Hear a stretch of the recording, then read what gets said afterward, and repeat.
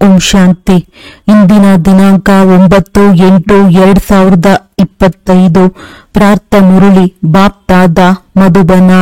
ಮಧುರ ಮಕ್ಕಳೇ, ಈ ಪುರುಷೋತ್ತಮ ಸಂಗಮ ಯುಗವು ಕಲ್ಯಾಣಕಾರಿ ಯುಗವಾಗಿದೆ. ಇದರಲ್ಲಿಯೇ ವಿದ್ಯೆಯಿಂದ ನೀವು ಶ್ರೀಕೃಷ್ಣಪುರಿಯ ಮಾಲೀಕರಾಗಬೇಕಾಗಿದೆ. ಪ್ರಶ್ನೆ: ತಂದೆಯು ಮಾತೆಯರ ಮೇಲೆ ಜ್ಞಾನದ ಕಲಶವನ್ನು ಏಕೆ ಇಡುತ್ತಾರೆ? ಯಾವ ಒಂದು ಪದ್ಧತಿಯು ಭಾರತದಲ್ಲಿಯೇ ನಡೆಯುತ್ತದೆ? ಉತ್ತರ: ಪವಿತ್ರತೆಯ ಶ್ರೀರಕ್ಷೆಯನ್ನು ಕಟ್ಟಿ ಎಲ್ಲರನ್ನೂ ಪತಿತರಿಂದ ಪಾವನರನ್ನಾಗಿ ಮಾಡುವುದಕ್ಕೋಸ್ಕರ ತಂದೆಯು ಮಾತೆಯರ ಮೇಲೆ ಜ್ಞಾನದ ಕಲಶವನ್ನಿಡುತ್ತಾರೆ. ರಕ್ಷಾ ಬಂಧನದ ಪದ್ಧತಿಯು ಭಾರತದಲ್ಲಿಯೇ ಇದೆ. ಸಹೋದರಿಯು ಸಹೋದರನಿಗೆ ಶ್ರೀರಕ್ಷೆಯನ್ನು ಕಟ್ಟುತ್ತಾಳೆ. ಅದು ಪವಿತ್ರತೆಯ ಸಂಕೇತವಾಗಿದೆ. ತಂದೆಯು ತಿಳಿಸುತ್ತಾರೆ, ಮಕ್ಕಳೇ, ನೀವು ನನ್ನೊಬ್ಬನನ್ನೇ ನೆನಪು ಮಾಡಿ, ಆಗ ಪಾವನರಾಗಿ ಪಾವನ ಪ್ರಪಂಚದ ಮಾಲೀಕರಾಗುತ್ತೀರಿ. ಗೀತೆ: ಭೋಲಾನಾಥನಿಗಿಂತ ಭಿನ್ನ ಯಾರೂ ಇಲ್ಲ. ಓಂ ಶಾಂತಿ. ಇದು ಭೋಲಾನಾಥನ ಮಹಿಮೆಯಾಗಿದೆ. ಇವರಿಗೆ ಕೊಡುವ ದಾತನೆಂದು ಹೇಳುತ್ತಾರೆ. ನೀವು ಮಕ್ಕಳು ತಿಳಿದುಕೊಳ್ಳುತ್ತೀರಿ. ಶ್ರೀ ಲಕ್ಷ್ಮೀ ನಾರಾಯಣರಿಗೆ ಈ ರಾಜ್ಯ ಭಾಗ್ಯವನ್ನು ಯಾರು ಕೊಟ್ಟರು? ಅವಶ್ಯವಾಗಿ ಭಗವಂತನೇ ಕೊಟ್ಟಿರಬೇಕು.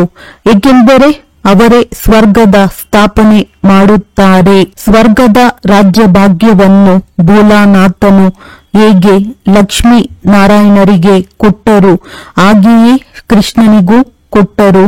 ರಾಧೆ ಕೃಷ್ಣ ಅಥವಾ ಲಕ್ಷ್ಮೀ ನಾರಾಯಣ ಎಂಬುದು ಒಂದೇ ಮಾತಾಗಿದೆ. ಆದರೆ ರಾಜಧಾನಿ ಇಲ್ಲ. ಅವರಿಗೆ ಪರಮಪಿತ ಪರಮಾತ್ಮನ ವಿನಃ ಮತ್ಯಾರು ರಾಜ್ಯವನ್ನು ಕೊಡಲು ಸಾಧ್ಯವಿಲ್ಲ. ಅವರ ಜನ್ಮವು ಸ್ವರ್ಗದಲ್ಲಿಯೇ ಆಗುತ್ತದೆ. ಇದನ್ನು ನೀವು ಮಕ್ಕಳೇ ತಿಳಿದುಕೊಂಡಿದ್ದೀರಿ. ನೀವು ಮಕ್ಕಳು ಜನ್ಮಾಷ್ಟಮಿ ಎಂದು ತಿಳಿಸುತ್ತೀರಿ. ಕೃಷ್ಣನ ಜನ್ಮಾಷ್ಟಮಿ ಇದೆ ಎಂದರೆ ರಾಧೆಯದ್ದು ಇರಬೇಕು. ಏಕೆಂದರೆ ಇಬ್ಬರು ಸ್ವರ್ಗವಾಸಿಗಳಾಗಿದ್ದರು. ರಾಧೆ ಕೃಷ್ಣರ ಸ್ವಯಂವರದ ನಂತರ ಲಕ್ಷ್ಮೀ ನಾರಾಯಣರಾಗುತ್ತಾರೆ. ಮುಖ್ಯ ಮಾತೇನೆಂದರೆ ಅವರಿಗೆ ಈ ರಾಜ್ಯವನ್ನು ಯಾರು ಕೊಟ್ಟರು? ಇಲ್ಲಿ ರಾಜಯೋಗವನ್ನು ಯಾವಾಗ ಮತ್ತು ಯಾರು ಕಲಿಸಿದರು? ಸ್ವರ್ಗದಲ್ಲಂತೂ ಕಲಿಸಿರುವುದಿಲ್ಲ. ಸತ್ಯಯುಗದಲ್ಲಿ ಅವರು ಉತ್ತಮ ಪುರುಷರಾಗಿರುತ್ತಾರೆ. ಕಲಿಯುಗದ ನಂತರ ಸತ್ಯಯುಗವಾಗುತ್ತದೆ. ಅಂದಾಗ ಅವಶ್ಯವಾಗಿ ಕಲಿಯುಗದ ಅಂತ್ಯದಲ್ಲಿಯೇ ರಾಜಯೋಗವನ್ನು ಕಲಿತಿರುತ್ತಾರೆ. ಇವರು ನಂತರ ಹೊಸ ಜನ್ಮದಲ್ಲಿ ರಾಜ್ಯ ಪದವಿಯನ್ನು ಪ್ರಾಪ್ತಿ ಮಾಡಿಕೊಂಡರು. ಹಳೆಯ ಪ್ರಪಂಚದಿಂದ ಹೊಸ ಪಾವನ ಪ್ರಪಂಚವಾಗುತ್ತದೆ. ಅಂದ ಮೇಲೆ ಅವಶ್ಯವಾಗಿ ಪತಿತ ಪಾವನನೇ ಬಂದಿರುವರು. ಈಗ ಸಂಗಮ ಯುಗದಲ್ಲಿ ಯಾವ ಧರ್ಮವಾಗುತ್ತದೆ ಇದು ಯಾರಿಗೂ ತಿಳಿದಿಲ್ಲ. ಹಳೆಯ ಪ್ರಪಂಚ ಮತ್ತು ಹೊಸ ಪ್ರಪಂಚದ ನಡುವಿನ ಪುರುಷೋತ್ತಮ ಸಂಗಮ ಯುಗವು ಇದಾಗಿದೆ. ಇದರ ಗಾಯನವೂ ಇದೆ. ಈ ಲಕ್ಷ್ಮೀ ನಾರಾಯಣರು ಹೊಸ ಪ್ರಪಂಚದ ಮಾಲೀಕರಾಗಿದ್ದಾರೆ. ಈ ಆತ್ಮಗಳಿಗೆ ಇಂದಿನ ಜನ್ಮದಲ್ಲಿ ಪರಮಪಿತ ಪರಮಾತ್ಮನು ರಾಜಯೋಗವನ್ನು ಕಲಿಸಿದ್ದರು. ಯಾವ ಪುರುಷಾರ್ಥದ ಪ್ರಾರಬ್ಧವು ಮತ್ತೆ ಹೊಸ ಜಗತ್ತಿನಲ್ಲಿ ಸಿಗುತ್ತದೆ. ಇದರ ಹೆಸರೇ ಆಗಿದೆ ಕಲ್ಯಾಣಕಾರಿ ಪುರುಷೋತ್ತಮ ಸಂಗಮ ಯುಗ. ಅವಶ್ಯವಾಗಿ ಬಹಳ ಜನ್ಮಗಳ ಅಂತಿಮ ಜನ್ಮದಲ್ಲಿಯೇ ಇವರಿಗೆ ಯಾರಾದರೂ ರಾಜಯೋಗವನ್ನು ಕಲಿಸಿರಬೇಕು. ಕಲಿಯುಗದಲ್ಲಿ ಅನೇಕ ಧರ್ಮಗಳಿವೆ. ಸತ್ಯಯುಗದಲ್ಲಿ ಒಂದು ದೇವಿ ದೇವತಾ ಧರ್ಮವಿದೆ. ಸಂಗಮ ಯುಗದಲ್ಲಿ ಯಾವ ಧರ್ಮವಿದೆ? ಇದರಿಂದ ಈ ಪುರುಷಾರ್ಥ ಮಾಡಿ ರಾಜಯೋಗವನ್ನು ಕಲಿತರು ಮತ್ತು ಸತ್ಯಯುಗದಲ್ಲಿ ಪ್ರಾರಬ್ಧವನ್ನು ಭೋಗಿಸಿದ್ದರು. ಅವಶ್ಯವಾಗಿ ಸಂಗಮ ಯುಗದಲ್ಲಿ ಬ್ರಹ್ಮರವರ ಮೂಲಕ ಬ್ರಾಹ್ಮಣರೇ ರಚಿಸಲ್ಪಟ್ಟರೆಂದು ತಿಳಿಯಲಾಗುತ್ತದೆ. ಬ್ರಹ್ಮನ ಮೂಲಕ ಕೃಷ್ಣಪುರಿಯ ಸ್ಥಾಪನೆ ಎಂದು ಚಿತ್ರದಲ್ಲಿಯೂ ಇದೆ. ವಿಷ್ಣು ಅಥವಾ ನಾರಾಯಣಪುರಿ ಎಂದಾದರೂ ಹೇಳಿ ಒಂದೇ ಮಾತಾಗಿದೆ. ನಾವು ಈ ವಿದ್ಯೆಯಿಂದ ಮತ್ತು ಪಾವನರಾಗುವುದರಿಂದ ಶ್ರೀಕೃಷ್ಣಪುರಿಯ ಮಾಲೀಕರಾಗುತ್ತೇವೆಂದು ನಿಮಗೆ ತಿಳಿದಿದೆ. ಶಿವ ಭಗವಾನು ವಾಚ, ಇದೆಯಲ್ಲವೇ? ಕೃಷ್ಣನ ಆತ್ಮವು ಬಹಳ ಜನ್ಮಗಳ ಅಂತಿಮ ಜನ್ಮದಲ್ಲಿ ಈ ರೀತಿ ಬ್ರಹ್ಮಯಾಗುತ್ತದೆ. 84 ಜನ್ಮಗಳನ್ನು ತೆಗೆದುಕೊಳ್ಳುತ್ತಾರಲ್ಲವೇ? ಇದು 84ನೇ ಜನ್ಮವಾಗಿದೆ. ಇವರಿಗೆ ಮತ್ತೆ ಬ್ರಹ್ಮನೆಂದು ಹೆಸರನ್ನಿಡುತ್ತಾರೆ. ಇಲ್ಲವಾದರೆ ಮತ್ತೆ ಬ್ರಹ್ಮ ಎಲ್ಲಿಂದ ಬಂದರು? ಈಶ್ವರನೇ ರಚನೆಯನ್ನು ರಚಿಸಿದರು ಅಂದಾಗ ಬ್ರಹ್ಮ ವಿಷ್ಣು ಶಂಕರನೆಲ್ಲಿಂದ ಬಂದರು? ಹೇಗೆ ರಚಿಸಿದರು? ಇವರನ್ನು ರಚಿಸಲು ಚೂಮಂತ್ರ ಮಾಡಿಬಿಟ್ಟರೆ ತಂದೆಯು ಇವರ ಚರಿತ್ರೆಯನ್ನು ತಿಳಿಸುತ್ತಾರೆ, ದತ್ತು ಮಾಡಿಕೊಳ್ಳುತ್ತಾರೆ. ಆಗ ಇವರ ಹೆಸರು ಬದಲಾಗುತ್ತದೆ. ಬ್ರಹ್ಮನಿಂದ ಹೆಸರಂತೂ ಇರಲಿಲ್ಲ ಅಲ್ಲವೇ? ಬಹಳ ಜನ್ಮಗಳ ಅಂತಿಮ ಜನ್ಮದಲ್ಲಿ ಬರುತ್ತೇನೆ ಎಂದು ಹೇಳುತ್ತಾರೆಂದರೆ ಅವಶ್ಯವಾಗಿ ಇವರು ಪತಿತ ಮನುಷ್ಯ ಆದರು. ಆದರೆ ಬ್ರಹ್ಮನು ಎಲ್ಲಿಂದ ಬಂದರೆಂದು ಯಾರಿಗೂ ತಿಳಿದಿಲ್ಲ. ಬಹಳ ಜನ್ಮಗಳ ಅಂತಿಮ ಜನ್ಮವು ಯಾರದ್ದಾಯಿತು? ಲಕ್ಷ್ಮೀ ನಾರಾಯಣರು ಬಹಳ ಜನ್ಮಗಳನ್ನು ತೆಗೆದುಕೊಂಡಿದ್ದಾರೆ. ನಾಮ ರೂಪ ದೇಶ ಕಾಲ ಬದಲಾಗುತ್ತಾ ಹೋಗುತ್ತದೆ. ಕೃಷ್ಣನ ಚಿತ್ರದಲ್ಲಿ 84 ಜನ್ಮಗಳ ಕಥೆಯು ಸ್ಪಷ್ಟವಾಗಿ ಬರೆಯಲ್ಪಟ್ಟಿದೆ. ಜನ್ಮಾಷ್ಟಮಿ ಎಂದು ಕೃಷ್ಣನ ಚಿತ್ರಗಳು ಸಹ ಬಹಳಷ್ಟು ಮಾರಾಟವಾಗುತ್ತದೆ. ಏಕೆಂದರೆ ಎಲ್ಲರೂ ಕೃಷ್ಣನ ಮಂದಿರಕ್ಕೆ ಹೋಗುತ್ತಾರಲ್ಲವೇ? ರಾಧೆ ಕೃಷ್ಣರ ಮಂದಿರಕ್ಕೆ ಹೋಗುತ್ತಾರೆ. ಕೃಷ್ಣನ ಜೊತೆ ಅವಶ್ಯವಾಗಿ ರಾಧೆಯೂ ಇರುವಳು. ರಾಧೆ ಕೃಷ್ಣ ರಾಜಕುಮಾರ ಕುಮಾರಿಯರು ಲಕ್ಷ್ಮೀ ನಾರಾಯಣ ಮಹಾರಾಜ ಮಹಾರಾಣಿಯಾಗುತ್ತಾರೆ. ಇವರೇ 84 ಜನ್ಮಗಳನ್ನು ತೆಗೆದುಕೊಂಡು ಈ ಅಂತಿಮ ಜನ್ಮದಲ್ಲಿ ಬಂದು ಬ್ರಹ್ಮ ಸರಸ್ವತಿಯಾದರು. ಬಹಳ ಜನ್ಮಗಳ ಅಂತಿಮದಲ್ಲಿ ತಂದೆಯು ಪ್ರವೇಶವಾಗುವರು ಮತ್ತು ಅವರೇ ತಿಳಿಸುತ್ತಾರೆ, ನೀವು ತಮ್ಮ ಜನ್ಮಗಳ ಬಗ್ಗೆ ತಿಳಿದುಕೊಂಡಿಲ್ಲ.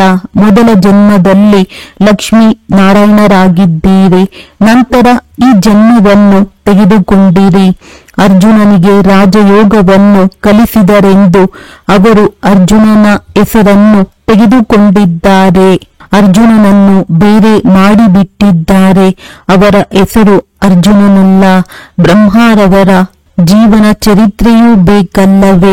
ಆದರೆ ಬ್ರಹ್ಮ ಮತ್ತು ಬ್ರಾಹ್ಮಣರ ವರ್ಣನೆಯು ಎಲ್ಲಿಯೂ ಇಲ್ಲ. ಈ ಮಾತುಗಳನ್ನು ತಂದೆಯೇ ಕುಳಿತು ತಿಳಿಸುತ್ತಾರೆ. ಎಲ್ಲ ಮಕ್ಕಳು ಕೇಳುತ್ತೀರಿ ಮತ್ತೆ ಅನ್ಯರಿಗೂ ತಿಳಿಸಿಕೊಡುತ್ತೀರಿ. ಹೇಗೆ ಕಥೆಯನ್ನು ಕೇಳಿ ಹೇಳಿದ ಮೇಲೆ ಅನ್ಯರಿಗೂ ತಿಳಿಸಿಕೊಡುತ್ತಾರೆ, ಹಾಗೆಯೇ ನೀವು ಸಹ ಕೇಳುತ್ತೀರಿ, ಅನ್ಯರಿಗೂ ಹೇಳುತ್ತೀರಿ. ಈ ಪುರುಷೋತ್ತಮ ಸಂಗಮ ಯುಗವು ಅತಿ ಚಿಕ್ಕದಾದ ಯುಗವಾಗಿದೆ, ಅಧಿಕ ಯುಗವಾಗಿದೆ. ಪುರುಷೋತ್ತಮ ಮಾಸವು ಬಂದಾಗ ವರ್ಷದಲ್ಲಿ 13 ತಿಂಗಳಾಗಿ ಬಿಡುತ್ತದೆ. ಈ ಸಂಗಮ ಯುಗದ ಹಬ್ಬವನ್ನು ಪ್ರತಿ ವರ್ಷವೂ ಆಚರಣೆ ಮಾಡುತ್ತಾರೆ. ಈ ಪುರುಷೋತ್ತಮ ಸಂಗಮ ಯುಗದ ಬಗ್ಗೆ ಯಾರಿಗೂ ತಿಳಿದಿಲ್ಲ. ಈ ಸಂಗಮ ಯುಗದಲ್ಲಿಯೇ ತಂದೆಯು ತಮಗೆ ಪವಿತ್ರರನ್ನಾಗಿ ಮಾಡುವ ಪ್ರತಿಜ್ಞೆ ಮಾಡಿಸುತ್ತಾರೆ. ಪತಿತ ಪ್ರಪಂಚದಿಂದ ಪಾವನ ಪ್ರಪಂಚದ ಸ್ಥಾಪನೆ ಮಾಡುತ್ತಾರೆ. ರಕ್ಷಾ ಬಂಧನದ ಪದ್ಧತಿಯೂ ಸಹ ಭಾರತದಲ್ಲಿಯೇ ಇದೆ. ಸಹೋದರನಿಗೆ ಶ್ರೀರಕ್ಷೆಯನ್ನು ಕಟ್ಟುತ್ತಾರೆ. ಆದರೆ ಆ ಕುಮಾರಿಯೂ ಸಹ ಮತ್ತೆ ಅಪವಿತ್ರವಾಗಿ ಬಿಡುತ್ತಾಳೆ.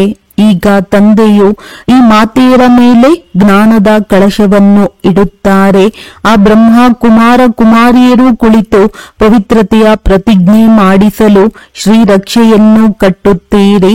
ತಂದೆಯು ತಿಳಿಸುತ್ತಾರೆ, ನನ್ನೊಬ್ಬನನ್ನು ನೆನಪು ಮಾಡಿದರೆ ನೀವು ಪಾವನರಾಗಿ ಪಾವನ ಪ್ರಪಂಚದ ಮಾಲೀಕರಾಗಿ ಬಿಡುತ್ತೀರಿ. ನಂತರ ಯಾವುದೇ ರಾಖಿ ಇತ್ಯಾದಿಯನ್ನು ಕಟ್ಟಿಸಿಕೊಳ್ಳುವ ಅವಶ್ಯಕತೆ ಇರುವುದಿಲ್ಲ. ಹೇಗೆ ಸಾಧು ಸನ್ಯಾಸಿಗಳು ದಾನವನ್ನು ಕೇಳುತ್ತಾರೆ, ಕ್ರೋಧದ ದಾನ ಕೊಡಿ ಎಂದು ಕೆಲವರು ಕೇಳುತ್ತಾರೆ, ಈರುಳ್ಳಿಯನ್ನು ತಿನ್ನಬೇಡಿ ಎಂದು ಕೆಲವರು ಹೇಳುತ್ತಾರೆ. ಯಾವುದನ್ನು ತಾವು ತಿನ್ನುವುದಿಲ್ಲವೋ ಅದನ್ನು ಅನ್ಯರಿಂದಲೇ ದಾನ ತೆಗೆದುಕೊಳ್ಳುತ್ತಾರೆ. ಅವರೆಲ್ಲರಿಗಿಂತ ದೊಡ್ಡ ಪ್ರತಿಜ್ಞೆಯನ್ನು ಬೇಹದ್ದಿನ ತಂದೆಯು ಮಾಡಿಸುತ್ತಾರೆ. ನೀವು ಪಾವನರಾಗಲು ಬಯಸುತ್ತೀರೆಂದರೆ ಪತಿತ ಪಾವನ ತಂದೆಯನ್ನು ನೆನಪು ಮಾಡಿ. ದ್ವಾಪರದಿಂದ ಹಿಡಿದು ನೀವು ಪತಿತರಾಗುತ್ತಾ ಬಂದಿದ್ದೀರಿ.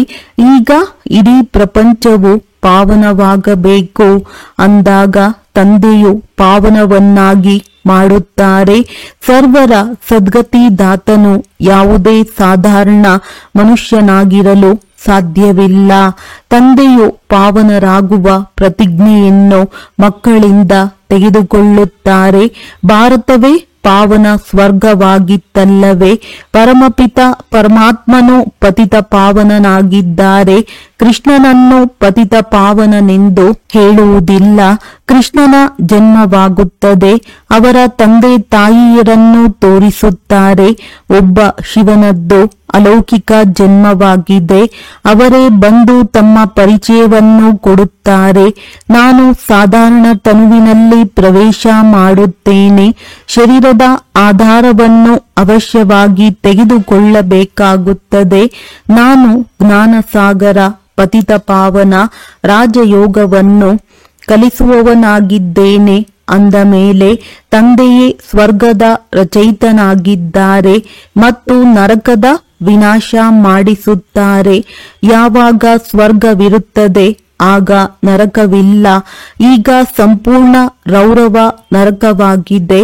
ಯಾವಾಗ ಸಂಪೂರ್ಣ ತಮೋಪ್ರಧಾನ ನರಕವಾಗುವುದೋ ಆಗಲೇ ತಂದೆಯು ಬಂದು ಸತೋಪ್ರಧಾನ ಸ್ವರ್ಗವನ್ನಾಗಿ ಮಾಡುತ್ತಾರೆ. 100% ಪತಿತರಿಂದ 100% ಪಾವನರನ್ನಾಗಿ ಮಾಡುತ್ತಾರೆ. ಮೊದಲ ಜನ್ಮವು ಅವಶ್ಯವಾಗಿ ಸತೋಪ್ರಧಾನವಾಗಿರುವುದೇ ಸಿಗುವುದು.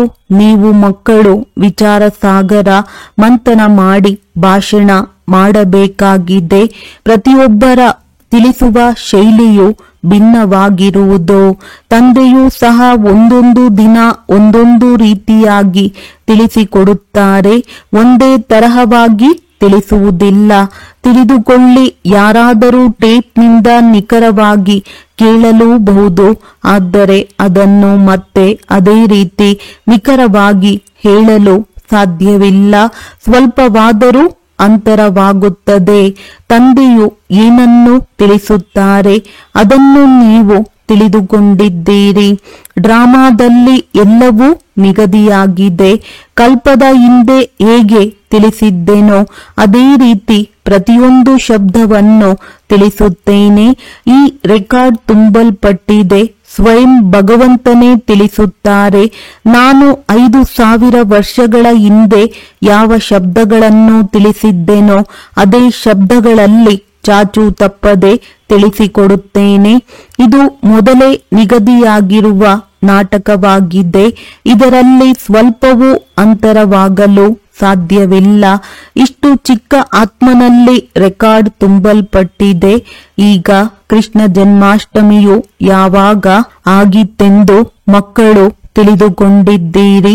ಇಂದಿಗೆ 5000 ವರ್ಷಗಳಿಗಿಂತಲೂ ಸ್ವಲ್ಪ ದಿನಗಳು ಕಡಿಮೆ ಎಂದು ಹೇಳಬಹುದು.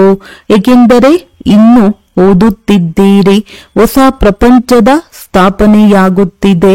ಮಕ್ಕಳ ಮನಸ್ಸಿನಲ್ಲಿ ಎಷ್ಟೊಂದು ಖುಷಿ ಇದೆ.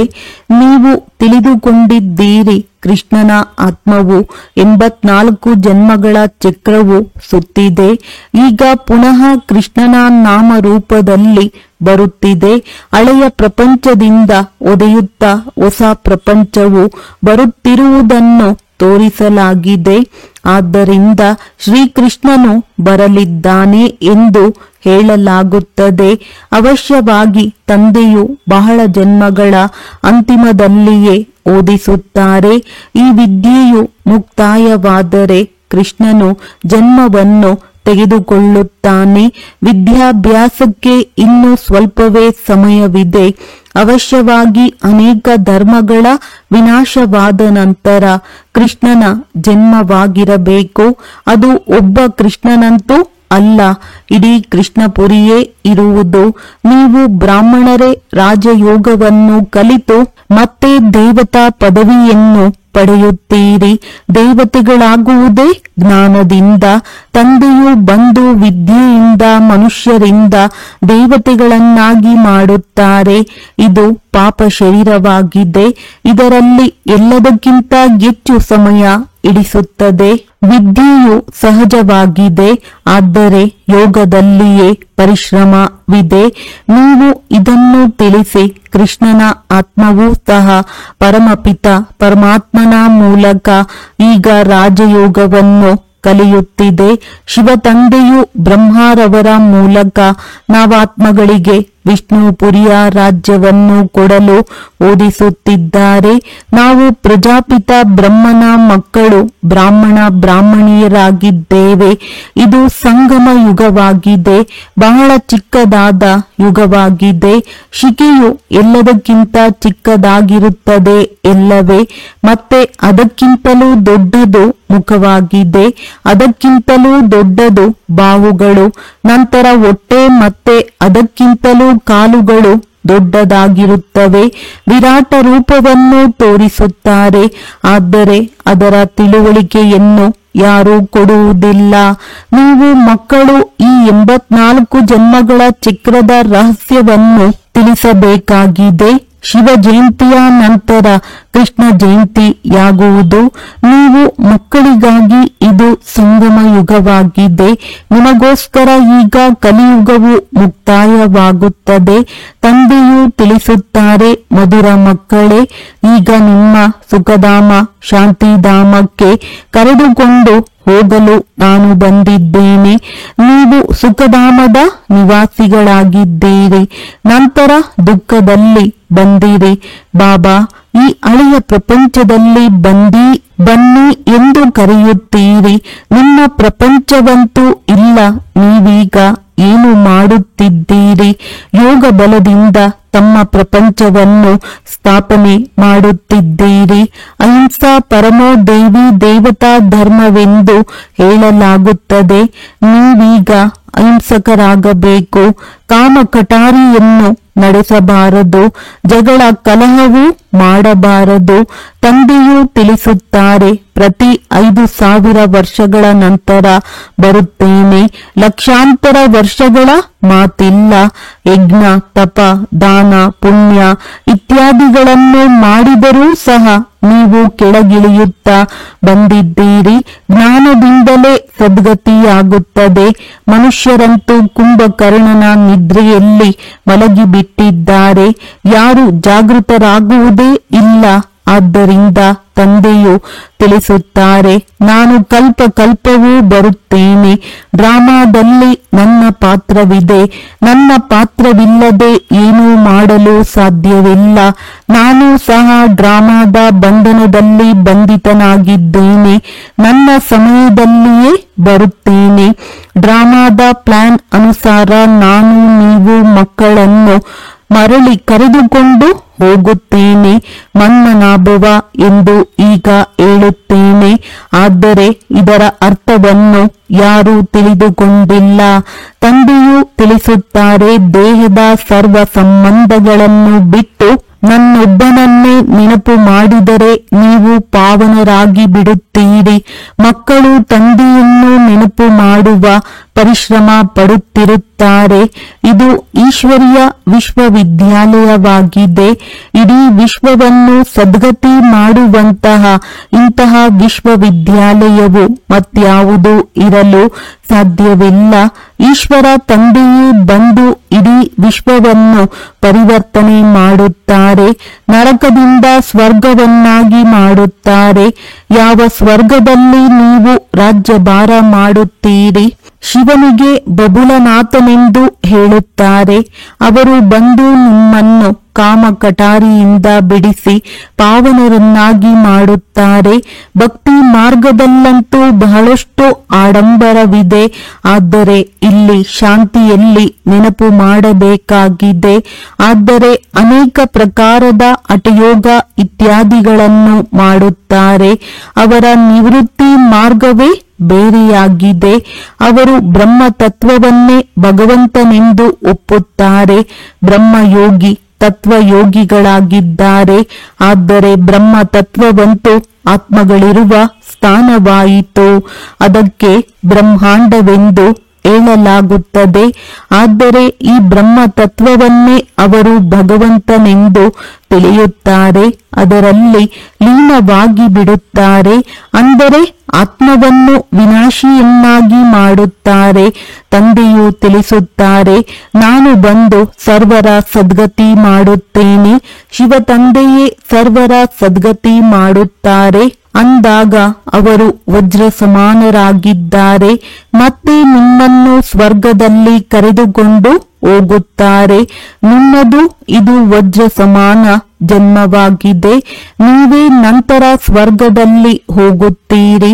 ಈ ಜ್ಞಾನವನ್ನು ನಿಮಗೆ ತಂದೆಯೇ ಬಂದು ತಿಳಿಸುತ್ತಾರೆ. ಯಾವುದರಿಂದ ನೀವು ದೇವತೆಗಳಾಗುತ್ತೀರಿ. ನಂತರ ಈ ಜ್ಞಾನವು ಪ್ರಾಯಲೋಪವಾಗಿ ಬಿಡುತ್ತದೆ. ಈ ಲಕ್ಷ್ಮೀ ನಾರಾಯಣರಲ್ಲಿಯೂ ಸಹ ರಚಯಿತ ಮತ್ತು ರಚನೆಯ ಜ್ಞಾನವಿಲ್ಲ. ಒಳ್ಳೆಯದು. ಮಧುರಾತಿ ಮಧುರ ಅಗಲಿ ಹೋಗಿ ಮರಳಿ ಸಿಕ್ಕಿರುವ ಮಕ್ಕಳ ಪ್ರತಿ ಮಾತ್ಪಿತಾ ಬಾಪ್ತಾದರವರ ನೆನಪು, ಪ್ರೀತಿ ಹಾಗೂ ಸುಪ್ರಭಾತ. ಆತ್ಮಿಕ ಮಕ್ಕಳಿಗೆ ಆತ್ಮಿಕ ತಂದೆಯ ನಮಸ್ತೆ. ಧಾರಣೆಗಾಗಿ ಮುಖ್ಯ ಸಾರ. ಈ ಹಳೆಯ ಪ್ರಪಂಚದಲ್ಲಿರುತ್ತಾ ಡಬಲ್ ಅಹಿಂಸಕರಾಗಿ ಯೋಗ ಬಲದಿಂದ ತಮ್ಮ ಹೊಸ ಪ್ರಪಂಚವನ್ನು ಸ್ಥಾಪನೆ ಮಾಡಬೇಕಾಗಿದೆ. ತಮ್ಮ ಜೀವನವನ್ನು ವಜ್ರ ಸಮಾನ ಮಾಡಿಕೊಳ್ಳಬೇಕಾಗಿದೆ. ತಂದೆಯು ಏನನ್ನು ತಿಳಿಸುತ್ತಾರೆಯೋ ಅದರ ಮೇಲೆ ವಿಚಾರ ಸಾಗರ ಮಂಥನ ಮಾಡಿ ಅನ್ಯರಿಗೆ ತಿಳಿಸಬೇಕಾಗಿದೆ. ವಿದ್ಯೆಯು ಮುಕ್ತಾಯವಾದರೆ ನಾವು ಕೃಷ್ಣಪುರಿಯಲ್ಲಿ ಹೋಗುತ್ತೇವೆ ಎಂಬ ನಶೆ ಸದಾ ಇರಲಿ. ವರದಾನ: ಅಪವಿತ್ರತೆಯ ಹೆಸರು ಗುರುತನ್ನೂ ಸಹ ಸಮಾಪ್ತಿ ಮಾಡಿ ಇಸ್ ಹೋಲಿನೆಸ್ನ ಟೈಟಲ್ ಪ್ರಾಪ್ತಿ ಮಾಡಿಕೊಳ್ಳುವಂತಹ ಹೋಲಿ ಹಂಸಭವ. ಹೇಗೆ ಹಂಸವು ಎಂದೂ ಸಹ ಕಲ್ಲನ್ನು ಎತ್ತಿಕೊಳ್ಳುವುದಿಲ್ಲ, ರತ್ನವನ್ನು ಧಾರಣೆ ಮಾಡುತ್ತದೆ. ಇಂತಹ ಹೋಲಿ ಹಂಸ ಯಾರದೇ ಅವಗುಣ ಅರ್ಥಾತ್ ಕಲ್ಲನ್ನು ಧಾರಣೆ ಮಾಡಲು ಸಾಧ್ಯವಿಲ್ಲ. ಅವರು ವ್ಯರ್ಥ ಮತ್ತು ಸಮರ್ಥವನ್ನು ಬೇರೆ ಮಾಡಿ ವ್ಯರ್ಥವನ್ನು ಬಿಟ್ಟು ಬಿಡುತ್ತಾರೆ, ಸಮರ್ಥವನ್ನು ತನ್ನದನ್ನಾಗಿಸಿಕೊಳ್ಳುತ್ತಾರೆ. ಇಂತಹ ಹೋಲಿ ಹಂಸಗಳೇ ಪವಿತ್ರ ಶುದ್ಧ ಆತ್ಮಗಳಾಗಿದ್ದಾರೆ. ಅವರ ಆಹಾರ ವ್ಯವಹಾರ ಎಲ್ಲವೂ ಶುದ್ಧವಾಗಿರುತ್ತದೆ. ಯಾವಾಗ ಅಶುದ್ಧ ಅರ್ಥಾತ್ ಅಪವಿತ್ರತೆಯ ಹೆಸರು ಗುರುತು ಸಹ ಸಮಾಪ್ತಿಯಾಯಿತೆಂದರೆ ಆಗ ಭವಿಷ್ಯದಲ್ಲಿ ಇಸ್ ಹೋಲಿನೆಸ್ ಎಂಬ ಟೈಟಲ್ ಪ್ರಾಪ್ತಿಯಾಗುತ್ತದೆ. ಆದ್ದರಿಂದ ತಪ್ಪಾಗಿಯೂ ಎಂದು ಯಾರದೇ ಅವಗುಣ ಧಾರಣೆ ಮಾಡಬಾರದು. ಸ್ಲೋಗನ್: ಯಾರು ಹಳೆಯ ಸ್ವಭಾವ ಸಂಸ್ಕಾರದ ವಂಶವನ್ನು ಸಹ ತ್ಯಾಗ ಮಾಡಿರುತ್ತಾರೆ ಅವರೇ ಸರ್ವಂಶ ತ್ಯಾಗಿ ಆಗಿದ್ದಾರೆ. ಅವ್ಯಕ್ತ ಸೂಚನೆ: ಸಹಜ ಯೋಗಿ ಆಗಬೇಕೆಂದರೆ ಪರಮಾತ್ಮನ ಪ್ರೀತಿಯ ಅನುಭವಿಯಾಗಿರಿ. ಯಾವುದೇ ಕಾರ್ಯವನ್ನು ಮಾಡುತ್ತಾ ತಂದೆಯ ನೆನಪಿನಲ್ಲಿ ಲವಲೀನರಾಗಿರಿ. ಯಾವುದೇ ಮಾತಿನ ವಿಸ್ತಾರದಲ್ಲಿ ಹೋಗದೆ ವಿಸ್ತಾರಕ್ಕೆ ಬಂದು ಬಿಟ್ಟು ಬಿಂದುವಿನಲ್ಲಿ ಸಮಾವೇಶಿಸಿ ಬಿಂದುವಾಗಿ ಬಿಡಿ, ಬಿಂದುವನ್ನಿಡಿ. ಆಗ ಇಡೀ ವಿಸ್ತಾರ, ಇಡೀ ಜಾಲ ಸೆಕೆಂಡಿನಲ್ಲಿ ಸಮಾವೇಶವಾಗಿ ಬಿಡುವುದು ಮತ್ತು ಸಮಯವೂ ಉಳಿಯುವುದು. ಪರಿಶ್ರಮದಿಂದ ಮುಕ್ತರಾಗಿ ಬಿಡುವಿರಿ. ಬಿಂದುವಾಗಿ ಬಿಂದುವಿನಲ್ಲಿ ಲವಲೀನರಾಗಿ ಬಿಡುವಿರಿ. ಒಳ್ಳೆಯದು. ಓಂ ಶಾಂತಿ.